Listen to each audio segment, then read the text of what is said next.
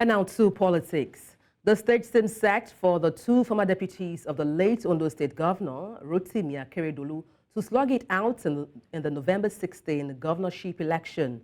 This follows the conclusion of the primary election of both APC and the PDP, with Agboola Ajayi, the former deputy governor to late Governor Akeredolu, emerging as the flag bearer of the party, as well as Lucky Aiyedatiwa, the incumbent governor of Ondo State, also a former deputy to late Governor Akeredolu, emerging as the candidate of the ruling party in the state. Recall that Agboola dumped the APC in 2020 following impeachment moves against him.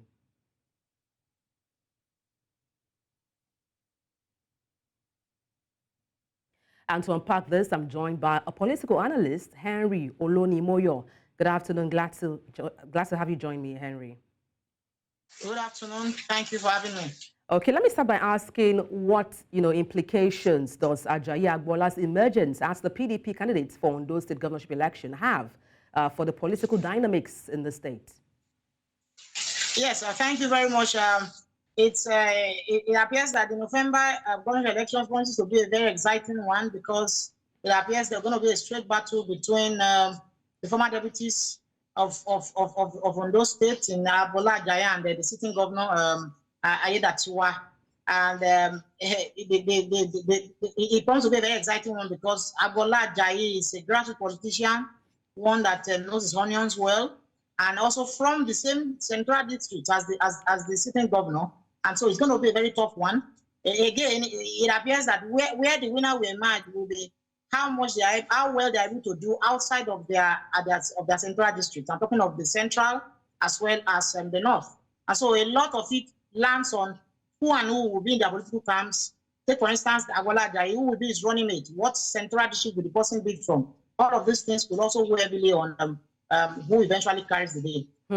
Now, let's talk about the power of the incumbent. How would you assess the chances of the incumbent governor, Lucky Aiyedatiwa, in the elections coming up for Ondo State, given his association with the Akeredolu administration and also his emergence as the APC candidate?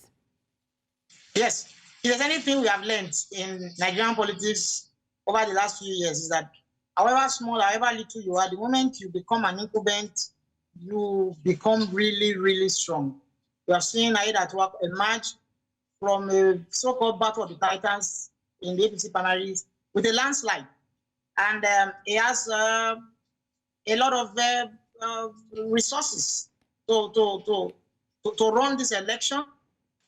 The power of influence will be so strong as far as Governor Lucky Aiyedatiwa is concerned.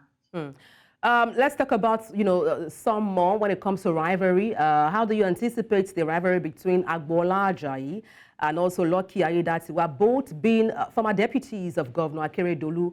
How will this play out in the lead up to the November governorship election? Yes.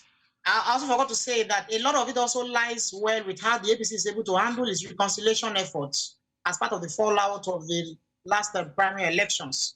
Don't forget also that a lot of very strong politicians, who lost out to Lucky Aiyedatiwa.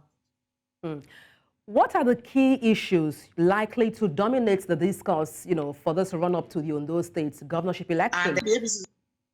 Okay. And so how the APC is going to be able to pacify them so that they do not work against the successful outcome of the party in the coming elections is going to be a very big job. Governor Lucky Aiyedatiwa knows now he cannot afford to have too many of people outside of his own political camp. Whatever else trading needs to happen has to happen to ensure that the APC faces this election as one united family. If not, if they go in divided, then the opposition can. Seems we lost connection with our guest, Henry Olonimoyo, a political analyst. But thank you so much for your insight so far.